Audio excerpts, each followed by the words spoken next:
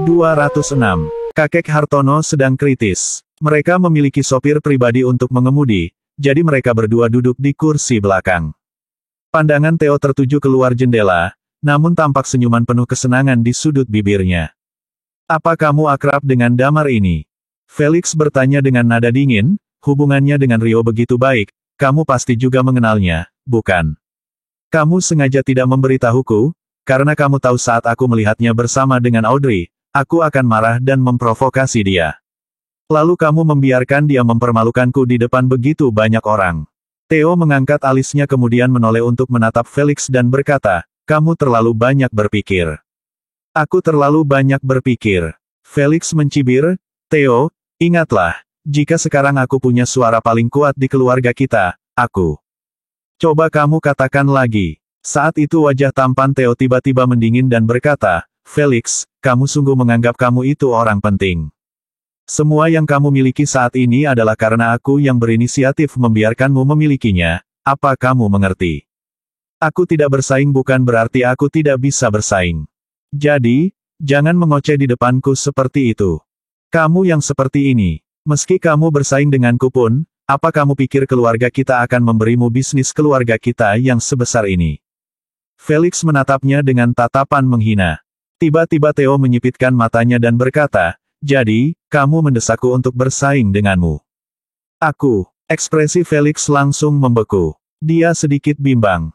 Theo mencibir, aku tidak tertarik dengan mengelola bisnis keluarga, tapi itu tidak berarti kamu bisa berpura-pura di depanku. Aku ingatkan padamu, akulah yang memberikan semua yang kamu miliki sekarang. Selain itu, aku tidak akrab dengan Damar, kami baru kenal hari ini. Jika kamu ingin cari masalah dengannya, itu tidak ada hubungannya denganku, dan jangan melibatkanku. Ekspresi wajah Felix menjadi suram, kemudian dia berkata dengan datar, kamu dan Four Mastersmu itu tidak ikut campur saja sudah cukup. Kalau itu aku tidak bisa menjaminnya. Kamu juga sudah lihat jika hubungan Rio dengannya cukup baik, dan hubungannya dengan ayah Markus pun juga sangat baik. Theo berkata dengan datar, kamu tidak ikut campur saja sudah cukup. Pandangan Felix penuh dengan kesuraman. Terkait semua yang terjadi, tentu saja Damar tidak tahu. Setelah mandi sebentar, dia pun berjalan keluar dari kamar mandi. Saat itu, di rumah hanya tersisa Thalia seorang diri. Thalia sedang duduk bersila sambil memegang sebongkah batu berwarna biru di tangannya. Damar tidak mengganggunya. Luka yang dialaminya telah sembuh kurang lebih 70-80%. Setelah kembali ke kamar, baru saja dia hendak berbaring, saat itu tiba-tiba ponselnya berdering. Damar mengambil ponselnya lalu melihat layar dan menemukan ada panggilan masuk dari Elizabeth. Halo, dia menerima panggilan itu. Tepat saat itu, Elizabeth berkata dengan suara yang sedikit panik, Damar, apa ada Dr. Lilia? Aku mohon kamu suruh dia kemari. Apa yang terjadi? Damar bertanya dengan ekspresi wajah yang sedikit berubah. Kakekku dia tidak sadarkan diri, kata Elizabeth. Wajah Damar langsung berubah dan buru-buru berkata, kamu jangan panik, aku akan menghubungi Dr. Lilia sekarang, lalu segera pergi ke rumahmu. Setelah mengatakan itu, dia langsung memutus panggilan kemudian berjalan ke pintu dan memanggil Thalia, ayo, pergi ke rumah Dewanto. Thalia tidak menanyakan apapun, dia langsung berdiri dan berlari mengikuti Damar. Sambil berlari, Damar mengeluarkan ponsel dan menelepon Lilia, Dr. Lilia, cepat pergi ke kediaman Dewanto, kakek Hartono sedang kritis. Aku akan segera ke sana. Lilia menjawab dengan cepat. Menutup telepon, Thalia bertanya, kakek Hartono sedang kritis. Apa yang terjadi? Rinciannya aku tidak tahu, kita segera pergi ke sana dulu saja, kata Damar. Thalia tidak menanyakan apa-apa lagi. Mereka berdua menghentikan sebuah taksi, dan segera melaju dengan cepat. Sekitar 20 menit kemudian, taksi yang mereka tumpangi berhenti di halaman kediaman Dewanto. Saat itu di halaman, lampu menyala terang, dan beberapa orang yang mengenakan setelan hitam dan berkacamata hitam berdiri di luar pintu masuk. Mereka semua tampak serius. Bagi keluarga Dewanto, kakek Hartono sangatlah penting, dan begitu pula bagi Bank Royal, dia juga sangat penting. Melihat Damar dan Thalia yang berjalan menghampiri, orang yang berdiri di depan pintu langsung mengulurkan tangan untuk menghentikan jalan mereka dan berkata, siapa kalian? Saat itu, Elizabeth bergegas keluar dari dalam rumah, cepat menyingkir. Biarkan mereka masuk. Sekelompok orang itu langsung memberikan jalan. Talia mengerang dan berkata, apa Dr. Lilia sudah datang? Masih belum. Elizabeth berkata dengan wajah penuh kecemasan. Damar, kamu temanilah Elizabeth masuk untuk melihat kondisi detailnya. Aku akan menunggu Dr. Lilia di sini, kata Talia. Damar mengangguk. Saat ini bukanlah waktu untuk menolak. Elizabeth membawa Damar bergegas melewati halaman, sambil berjalan dia bertanya, sebenarnya apa yang terjadi? Awalnya kakek belakangan ini baik-baik saja, tapi malam ini dia terus menunggu kepulanganku dan Rio, jadi saat malam dia makan sedikit camilan. Setelah kami pulang, dia masih biasa saja, lalu saat dia berdiri hendak kembali ke kamarnya untuk istirahat, tiba-tiba dia tidak sadarkan diri. Elizabeth menggigit bibirnya, sekarang kakek Surya sudah datang dan sedang memeriksa kakek. Surya Saputra adalah guru dari Samuel. Mereka dengan cepat sudah berjalan masuk ke dalam ruangan besar. Saat itu ruangan sangat hening, dan di dalamnya berdiri cukup banyak anggota keluarga Dewanto. Rio juga termasuk di dalamnya, dia sedang duduk sendirian di pinggiran sambil memegangi kepalanya dan terlihat putus asa. 3 generasi keluarga Dewanto dengan jumlah 23 orang, semuanya hadir di dalam ruangan besar itu. Yang mengenal Damar di seluruh keluarga Dewanto tidaklah banyak. Saat melihat Elizabeth membawa Damar berjalan masuk, semua orang tercengang. Seorang pria parubaya berjalan menghampiri, dan berkata sambil mengerutkan keningnya, Elizabeth, ini siapa? Om, ini adalah teman kakek, jawab Elizabeth dengan buru-buru. Aku bawa dia masuk bertemu kakek dulu. Omong kosong. Om kedua dari Elizabeth langsung melotot, kakekmu bagaimana bisa punya teman semuda ini? Kakek Surya sudah mengatakan jika dia butuh lingkungan yang sangat tenang. Aku tidak percaya padanya. Elizabeth berkata dengan datar. Huff. Kakek Samuel adalah dokter top di kota NJ dan bahkan di seluruh negeri ini. Apa yang tidak kamu percaya? Memangnya orang di sampingmu ini mengerti hal medis? Kata Jovi dengan cepat. Saat itu, pria parubaya lainnya datang dan bertanya, ada apa? Ayah, ini adalah Damar, teman kakek. Elizabeth buru-buru menjawab pria parubaya itu. Pria parubaya ini bernama Jensen Dewanto. Dia adalah ayah dari Elizabeth dan Rio, dan juga anak tertua dari keluarga Dewanto. Damar sedikit menaikkan alisnya, dan telinganya sedikit bergerak. Dia dapat mendengar ada suara napas lemah yang samar dari kamar di dalam ruangan besar itu. Napasnya begitu lemah dan sedikit buru-buru. Jelas saja kondisi kakek Hartono sangat tidak bagus.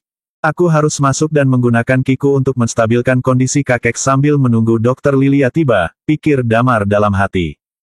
Benar. Terkait dengan Surya Saputra itu, dia tidak begitu percaya dengannya.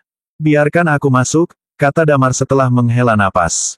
Jensen mengerutkan keningnya dan Jovi justru berkata dengan suara sedikit marah, anak muda, aku hari ini sudah mendengar jika kamu telah bergabung dengan Five Masters atau apalah itu milik Rio. Ini adalah kediaman Dewanto, jadi jaga sikapmu. Jika kamu sampai mengganggu Pak Surya, dan menyebabkan sesuatu terjadi pada ayahku, kamu tidak akan bisa bertanggung. Aku akan tanggung jawab. Damar berkata dengan datar. Sudah tidak ada waktu lagi, aku masuk dulu. Elizabeth, bantu aku tahan mereka.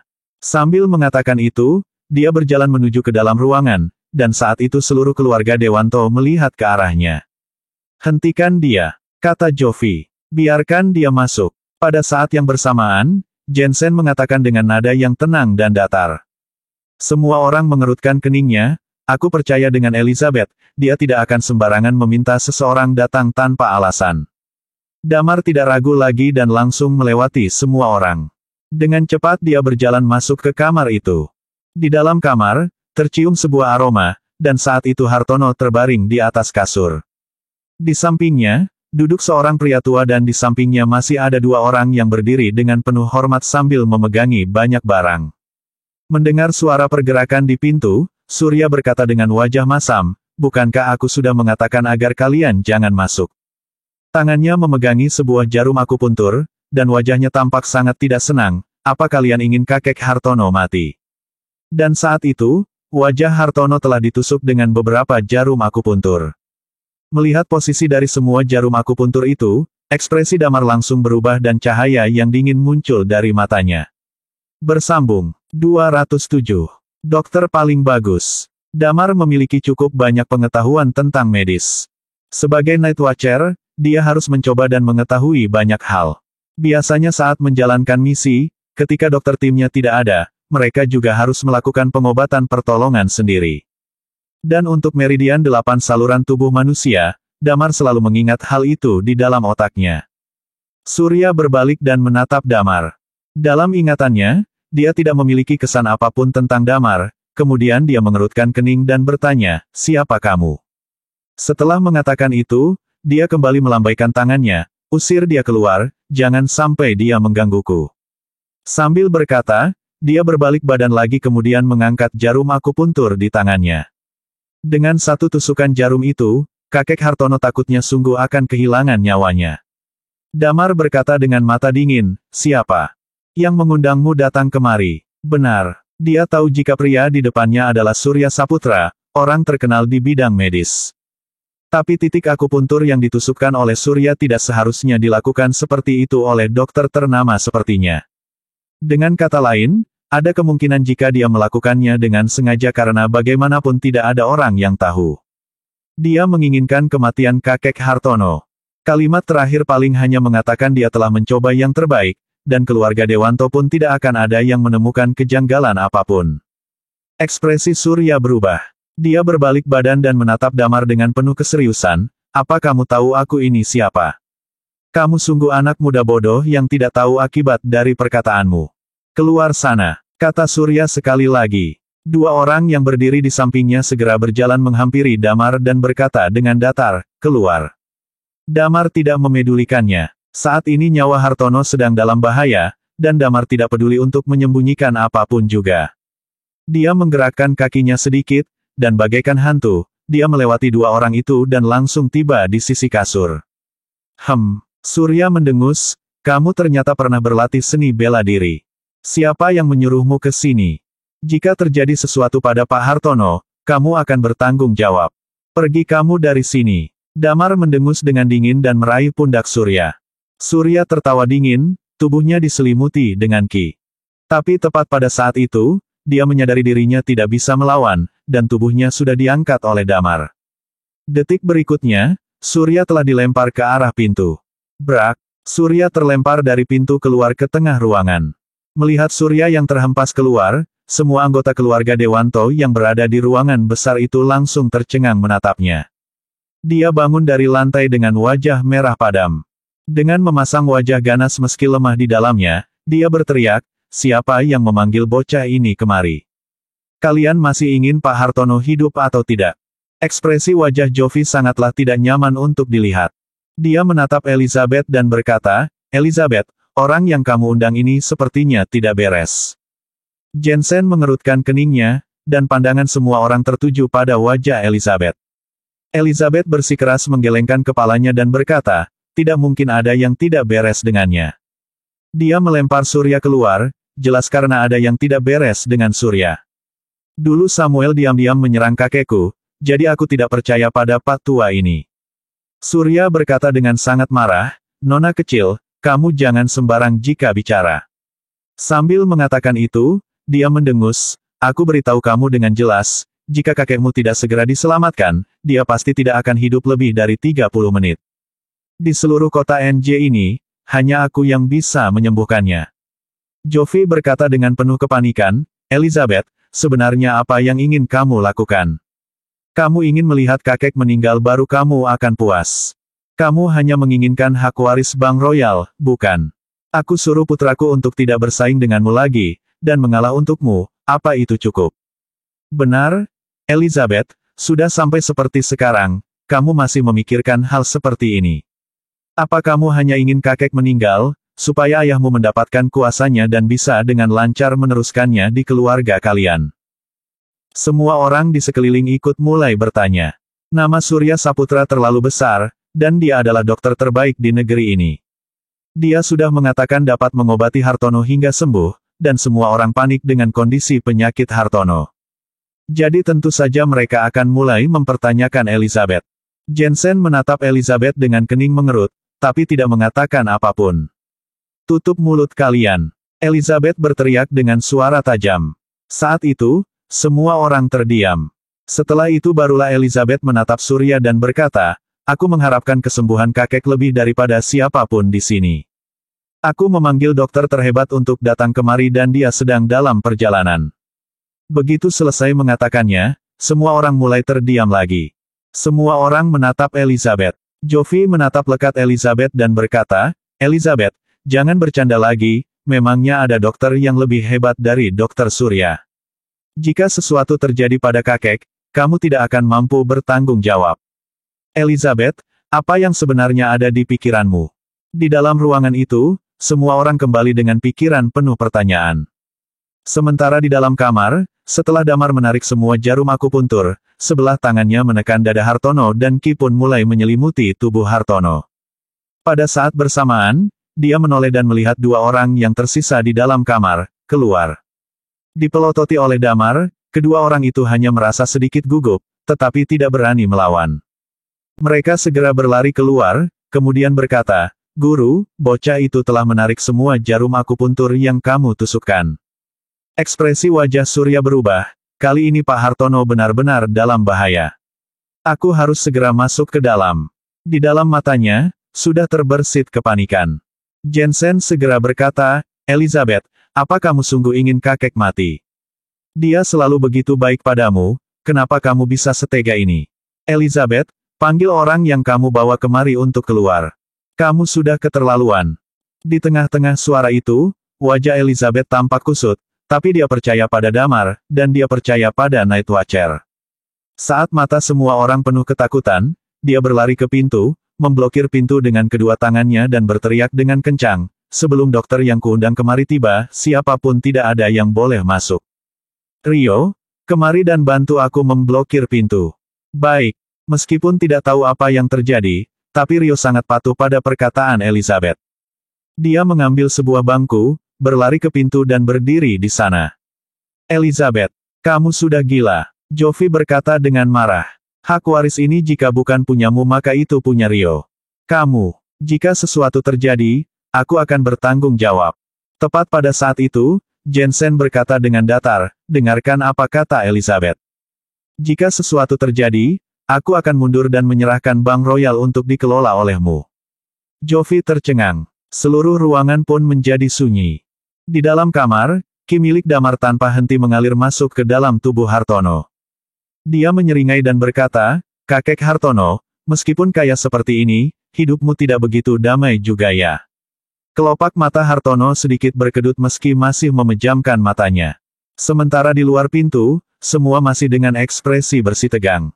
Setelah sempat tercengang sebentar, Joffy berteriak dengan nada rendah, "Jensen, sekarang bukanlah saat untuk membahas hal ini, melainkan kondisi kesehatan ayah.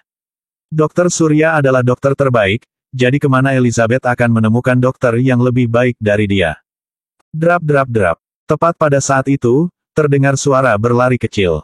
Segera setelah itu, muncul tiga wanita cantik yang berjalan masuk ke ruangan dari luar pintu. Mereka adalah Thalia, Lilia, dan Nidia. Nidia membawa sebuah kotak yang di dalamnya penuh dengan peralatan medis. "Dokter Lilia." Melihat kedatangan Lilia dan dua orang lainnya, Elizabeth langsung berteriak dengan ekspresi gembira. "Apa yang terjadi? Mana pasiennya?" tanya Lilia. "Ada di dalam." Elizabeth menjawab dengan buru-buru, "Masuklah dulu."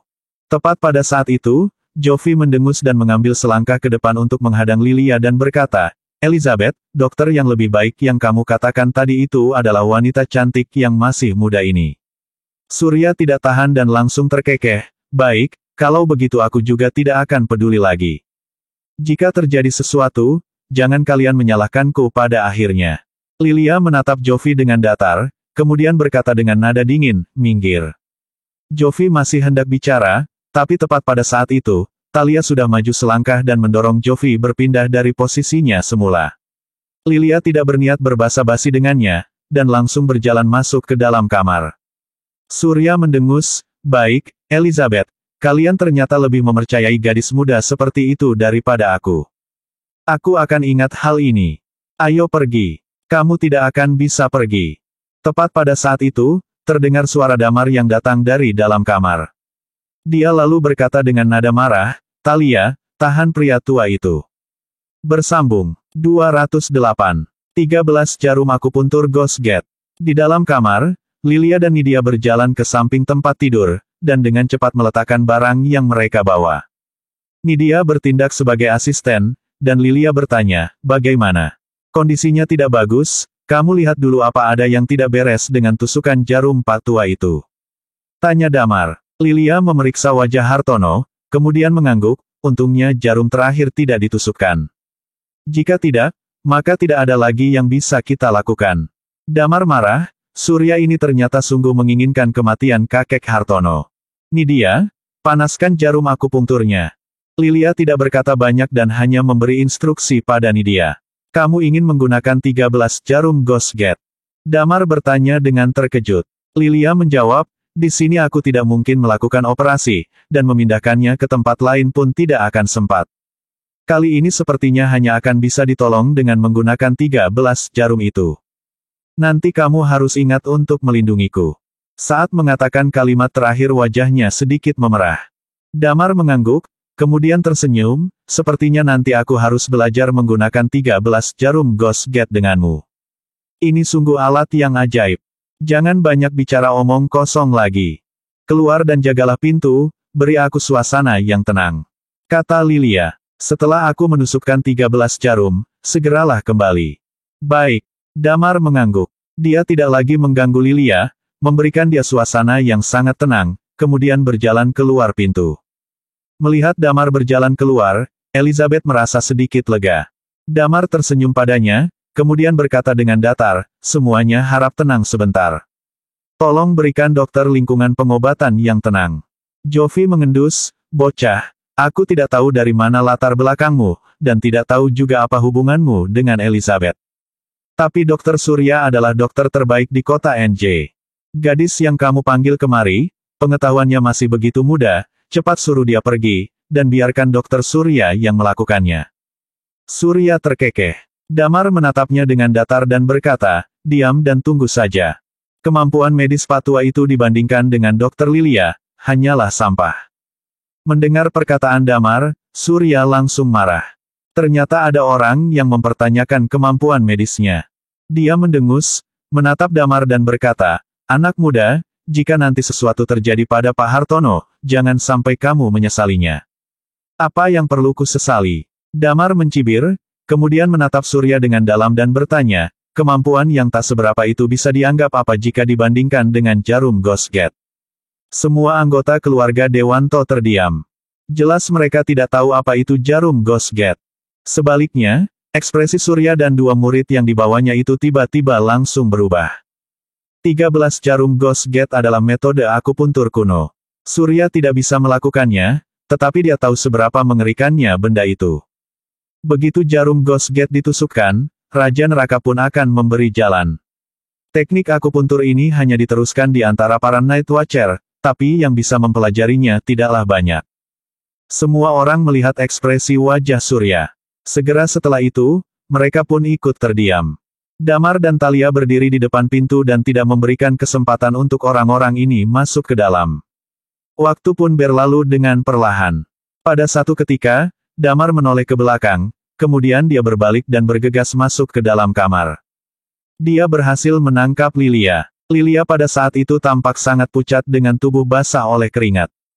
Sementara di tubuh Hartono, 13 jarum Ghost Gate telah membentuk sebuah garis. Benar, 13 jarum Ghost Gate cukup mengonsumsi tenaga Lilia. Setelah Lilia menusukkan jarum terakhir, dia pun langsung jatuh dalam kondisi hampir pingsan. Dia jatuh ke dalam pelukan Damar, kemudian dia membuka matanya, dan menatap Damar dengan lemah, tidak buruk. Damar tersenyum, kemudian menggendong Lilia, yang paling aku suka tetaplah tampangmu yang lemah dan membutuhkan orang untuk menjagamu setelah menggunakan 13 jarum Ghost Gate. Mendengar perkataan Damar, mata Lilia mulai berubah menjadi dingin. Aku hanya bercanda, Damar buru-buru berdeham, dan menggendong Lilia ke kursi yang ada di sebelah mereka, kemudian menggenggam tangannya, lalu dengan perlahan menyalurkan ki. Lilia mendesah pelan, dan rona wajahnya perlahan kembali, kemudian dia menghela napas panjang, sudah. Tidak perlu buru-buru, aku rasa kamu terlalu lemah, jadi tunggulah sebentar lagi, Damar berkata sambil tersenyum. Lilia memelototinya, kemudian langsung menarik tangannya dari Damar.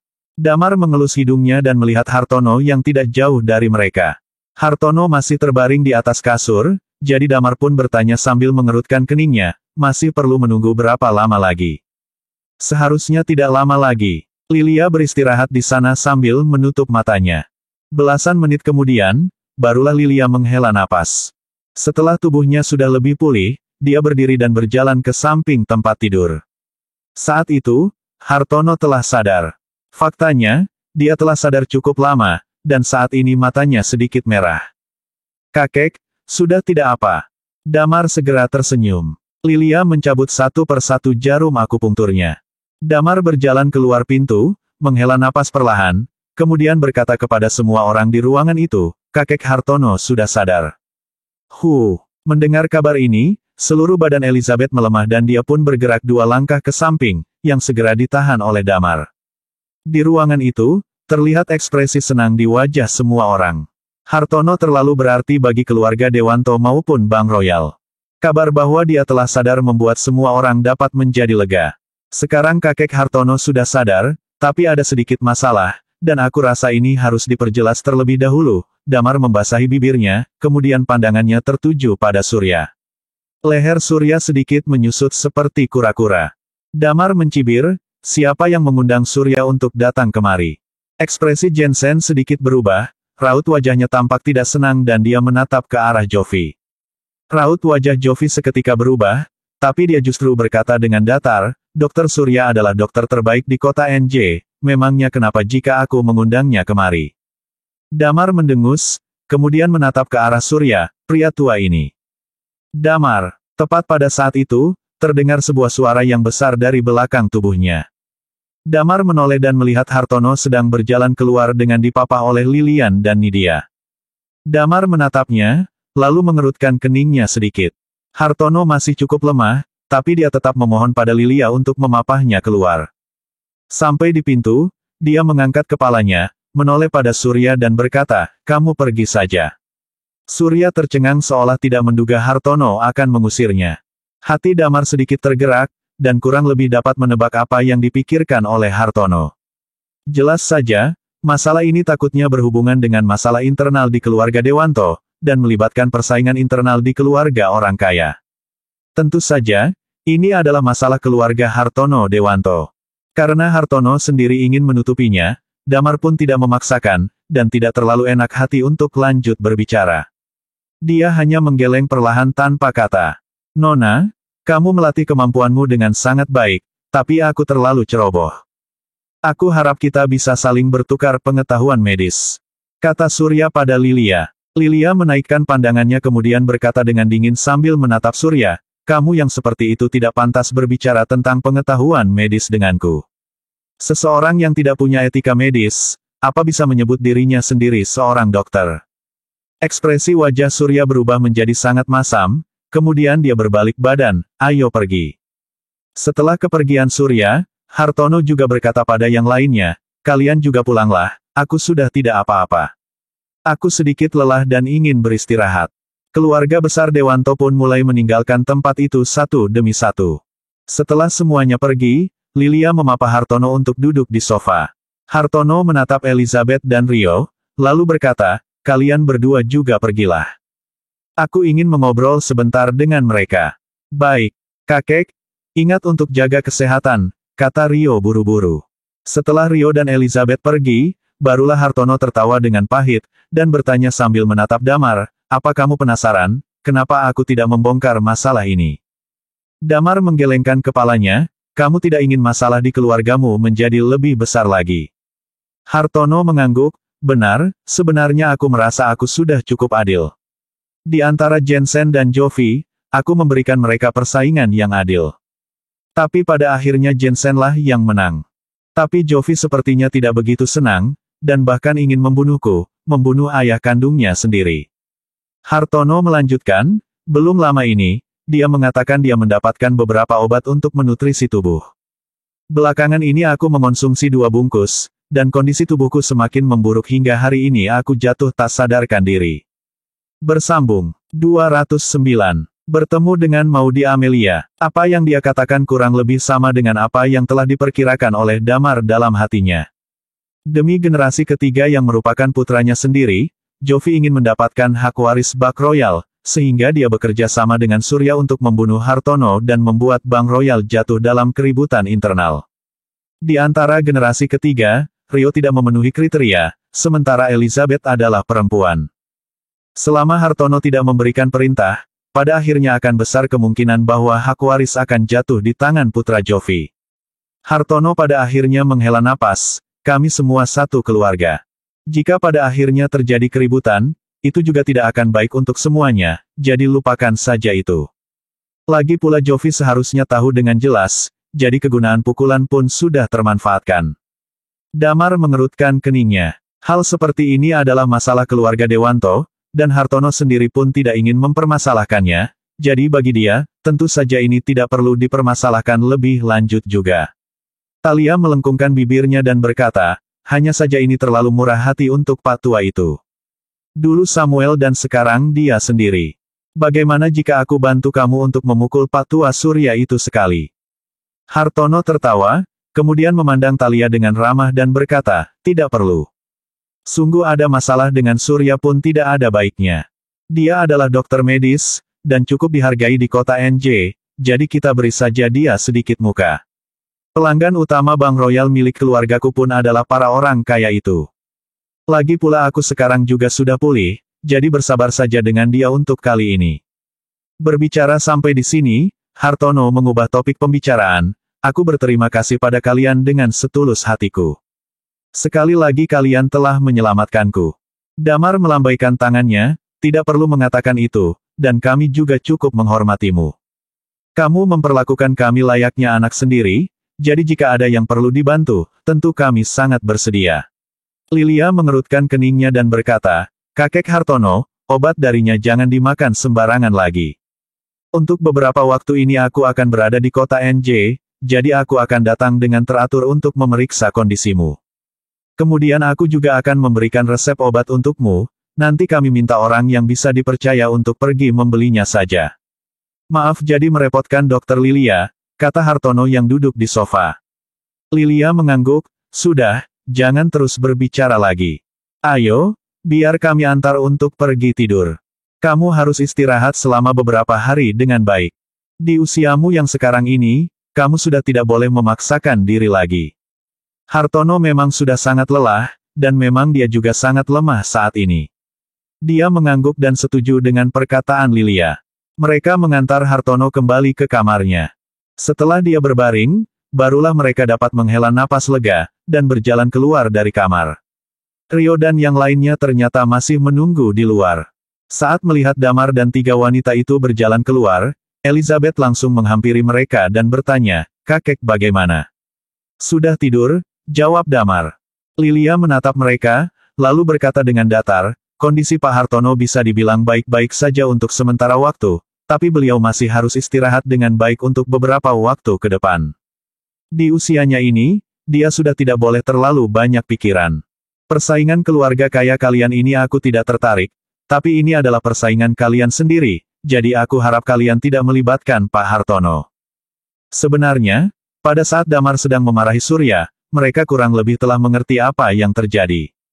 Jensen menghela napas, sementara Rio sangatlah marah dan langsung berjalan keluar. Kamu sedang apa? Tanya Elizabeth. Aku akan membakar rumah Om Jovi. Kata Rio dengan marah. Sembarangan. Jensen berteriak dengan nada rendah. Kakek kalian menyuruh mereka pergi itu karena tidak ingin masalah ini jadi semakin besar.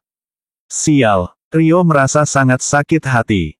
Damar mengelus hidungnya dan berkata, ini adalah masalah keluarga kalian, jadi aku tidak akan ikut campur. Hari sudah larut, kami pamit pulang dulu. Elizabeth buru-buru berterima kasih, terima kasih banyak untuk kali ini. Jika bukan karena kalian, kami tidak tahu lagi harus bagaimana. Damar dan yang lain menggelengkan kepala agar Elizabeth dan lainnya tidak terlalu sungkan.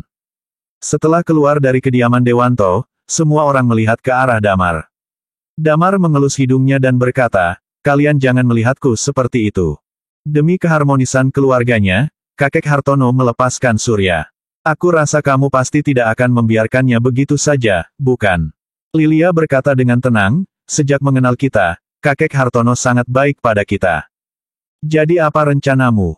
Kita bahas nanti saja, lagi pula hari ini tidak ada yang bisa dilakukan. Jika aku menyerangnya hari ini, dia pasti akan berpikir jika kakek Hartono lah yang melakukannya. Dan ini bukanlah yang diinginkan oleh kakek Hartono, jawab Damar. Thalia mendengus, tapi dia juga setuju dengan perkataan Damar, lalu dia bertanya pada Lilia, Dokter Lilia, apa kamu masih mau pergi untuk shift malam? Tampaknya aku tidak akan bisa keluar rumah untuk beberapa hari dengan kondisiku saat ini. Lilia menggelengkan kepalanya, ayo pulang. Damar mengangguk, dan mereka berempat naik ke dalam mobil, lalu mulai melaju untuk pulang ke rumah.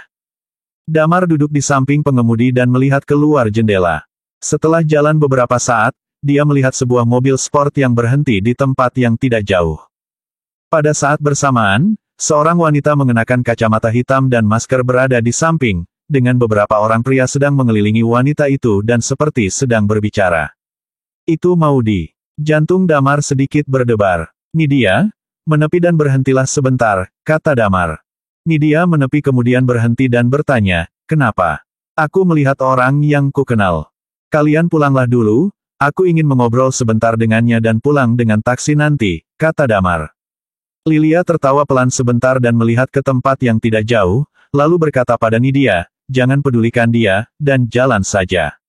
Oh, Nidia mengangguk dan menjalankan mobil. Setelah mereka bertiga pergi, Damar berjalan mendekati tempat wanita yang dia lihat itu. Alisnya sedikit mengernyit. Maudy dihadang oleh 3 orang di sana, 1 anak muda dan 2 pria parubaya. Dan di dalam mobil, duduk seorang gadis yang mengenakan kacamata hitam. Itu adalah Yuki Shinaga. Wanita ini, tidak cukup hanya dengan membunuh orang tuanya, di kota NJ pun masih bisa bertemu, Damar kehabisan kata.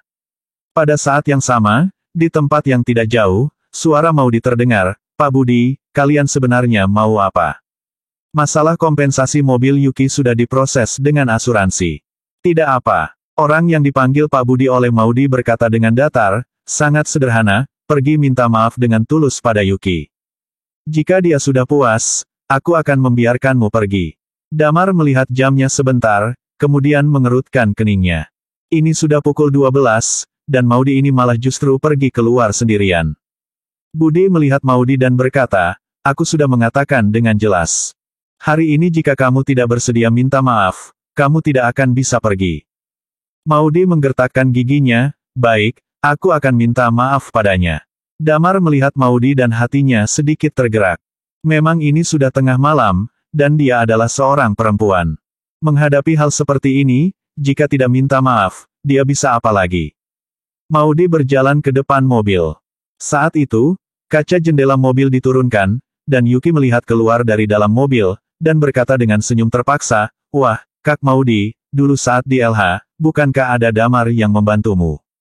Navis Group membatalkan kontrak denganku dan mengontrakmu. Lalu hasilnya, bukankah kamu hanya dapat peran seorang wanita pemeran kedua saja? Di kota NJ, apa dia masih bisa membantumu? Maudy berkata, Yuki, masalah sebelumnya itu. Kamu minta maaf seperti ini, aku tidak akan menerimanya.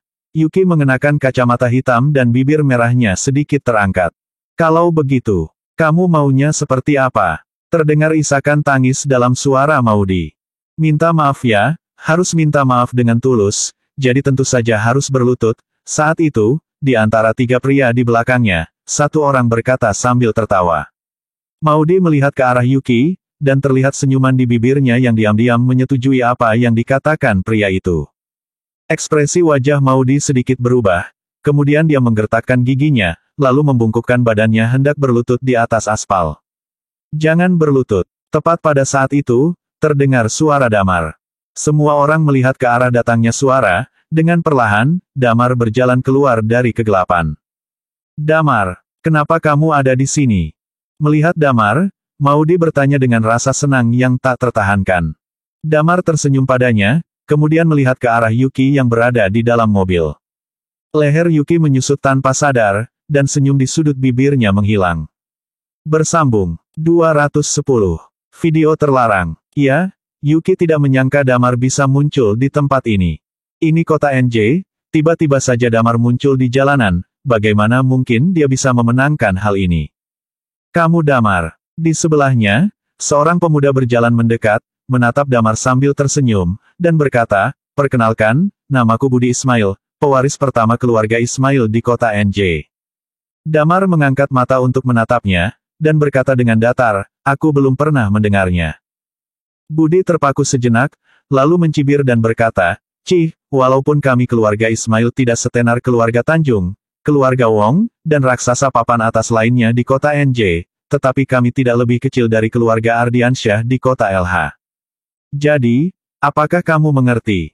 Terserah kamu." Damar meliriknya, lalu menatap Yuki dan berkata, "Kamu benar-benar wanita yang menarik. Sepertinya pelajaran yang kuberikan terakhir kali tidak cukup. Dia wanitaku sekarang, apa kamu bisa mengganggunya?" Budi mencibir. Dulu dia wanita Rio Dewanto, dan sebelum Rio dia juga mungkin wanita orang lain.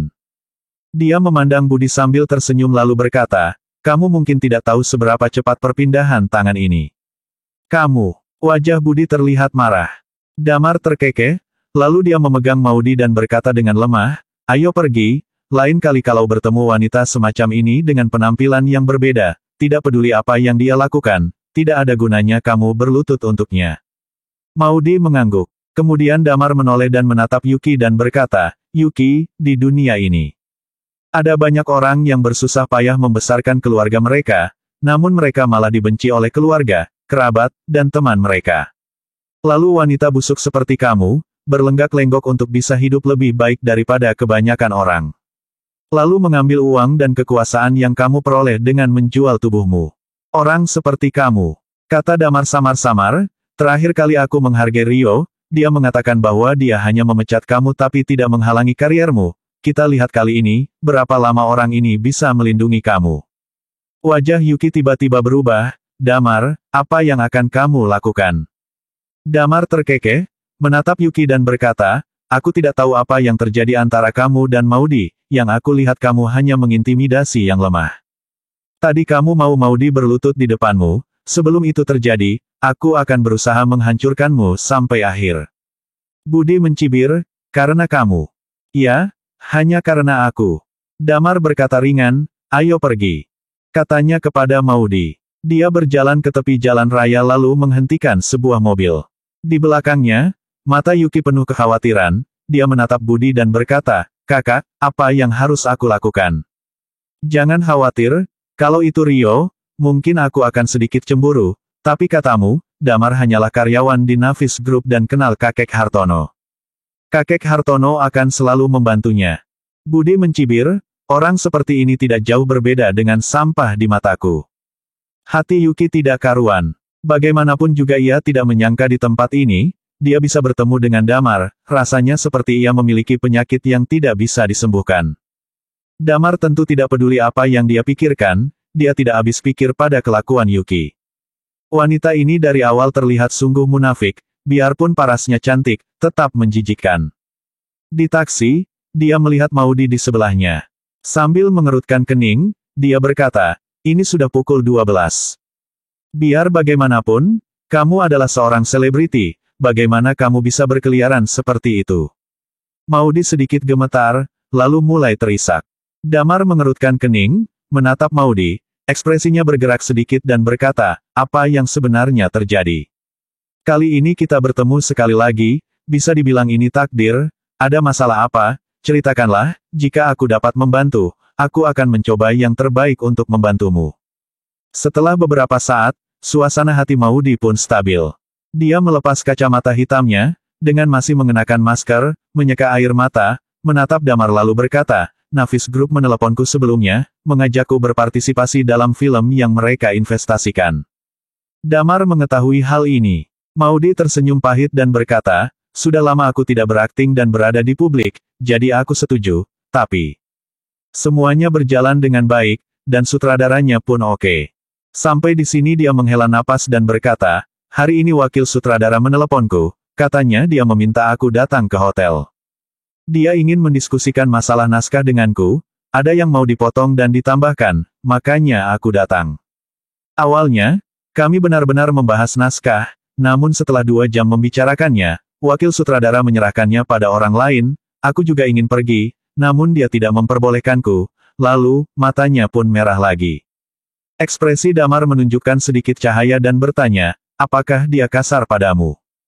Tidak. Aku memukulnya dengan asbak, lari keluar, dan setelah aku keluar, aku bertemu Yuki. Maudi berkata, apa yang dilakukan wakil sutradara itu adalah perbuatan budi. Dia ingin mengambil videoku dan wakil sutradara itu lalu mengunggahnya di internet, dan membuatku terkenal. Damar menganga. Dia tidak menyangka ternyata dunia hiburan begitu buruk. Siapa nama wakil sutradara itu? Tanya Damar. Maudi mengerutkan bibirnya dan berkata, kamu sudah menyelamatkanku tadi. Aku sangat berterima kasih, aku tidak bisa merepotkanmu lagi. Film ini diinvestasi oleh Navis Group. Aku masih punya suara di Navis Group. Tidak sulit untuk memecat wakil sutradara itu, katakan saja, kata Damar ringan. Namanya Rai Punjabi, kata Maudi, dengan sedikit kebencian di matanya. Damar menyentuh hidungnya, lalu bergumam, Rai Punjabi.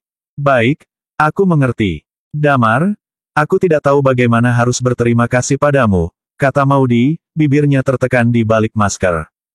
Ini hanya bisnis. Damar berkata sambil tersenyum, jangan khawatir. Sekitar 20 menit kemudian, mereka tiba di gerbang sebuah kompleks. Setelah turun dari mobil, Maudi sedikit tersipu dan berkata, apa kamu mau naik ke rumahku untuk duduk dan minum? Hah? Damar kaget. Kata-kata Maudi dan wajah merahnya jelas mengisyaratkan sesuatu. Melihat Maudi, Damar juga memiliki rasa kegirangan. Tapi, masih ada orang di rumah. Jika ia pulang terlambat, tidak tahu apa yang akan dikatakan Lilia. Dia berdeham dan berkata, bagaimana ya, aku masih memiliki sesuatu untuk dilakukan, jadi aku tidak akan mampir. Setelah itu ia mengatakan pada sopir, ayo jalan. Mobil dinyalakan dan pergi. Maudi mengerutkan bibirnya dan berkata, benar juga, orang sehebat kamu mana mungkin melihatku. Sesampainya di rumah, waktu sudah menunjukkan pukul 1 dini hari. Lilia dan 3 wanita lainnya tampak sudah tertidur. Damar berkumur dengan lembut, lalu kembali ke sofa dan berbaring. Di otaknya ia memilah-milah apa yang terjadi akhir-akhir ini. Tentu saja, yang terpenting adalah keselamatan Audrey dan masalah Red Lotus. Adapun Dempsey, dia harus menjadi lebih kuat baru bisa membalas dendam. Damar menakutkan di dunia bawah tanah, karena orang-orang tua itu jarang keluar untuk bergerak. Dempsey, sebagai bintang generasi pertama, sangat kuat. Keluarga Wong dan keluarga Tanjung sama-sama telah diawasi oleh Red Lotus. Mereka juga memiliki tulang aneh itu. Damar merenung dan berkata, besok aku harus mencari tahu. Sambil berpikir, Damar pun perlahan tertidur. Bersambung.